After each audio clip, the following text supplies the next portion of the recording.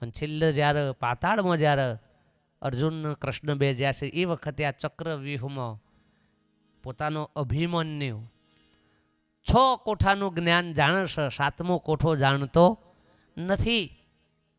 અને છતાંય પાનનું બીડું જેને ઝડપી લીધું. બધા કઈક બેટા તને 6 કોઠાનું જ્ઞાન છે, 7મો કોઠો તો જાણતો, કે જે થવું હોય થાય, પણ પાનનું બીડું ઝડપ્યું છે એટલે હું પાછી પાની ખરું નહીં. આ ધર્મ જ તો જુઓ. હા, ભલે નથી જાણતો, ખબર છે, પણ કે હું પાછી પાની તો ના કરું કે શું બાપ. અને તો 6 કોઠા કયા? ધાતુઓના 6 કોઠા. ધાતુઓના 6 કોઠા તો જીત્યો છે. અને 7મો કોઠો કયો? 7મો કોઠો સ્વર્ણ માટીનો સાહેબ. હા, 6 કોઠા ધાતુઓના જીત્યો છે, પણ 7મો કોઠો સ્વર્ણ માટીનો જીતી શક્યો નથી. આ ચેવી ચેવી દશા. તમે હું બધાએ 100 કોઠા તો જીતી લીધા ધાતુઓના. હોનું, ચોદીન, રૂપના તો બધું નહીં, બધું વગે કરવા માંડ્યા.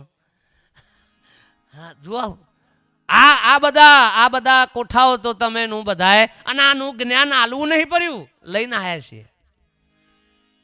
લઈને આવ્યા છીએ. જેમ પેલાના ગર્ભમાં હતું ને, એમાં આપણને આ બધું તો ખાવું પીવું કમાવું કેવી રીતે, કોકનું પડે કેવી રીતે, એ તો શાસ્ત્રમાં લખેલું છે.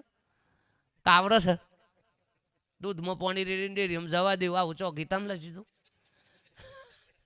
તનું ચોપડીઓ છે હે, તો એ સનસનાટ આવડે છે કે?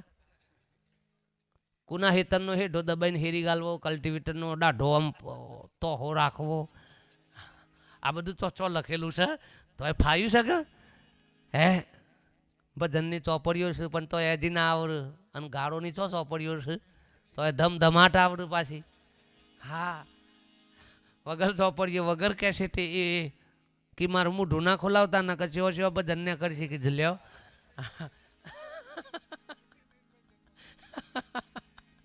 હા,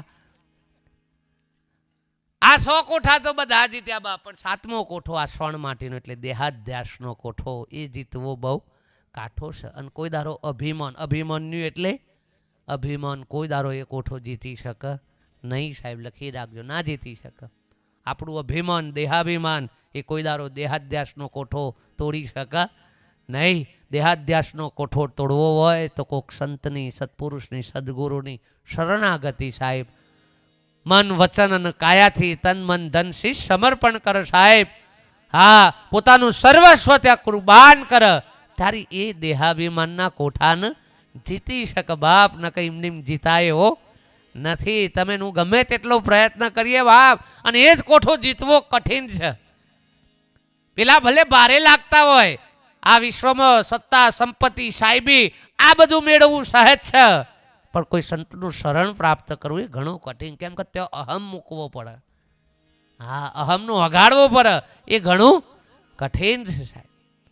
અને 7મા કોઠાની અંદર આ મરાણ્યો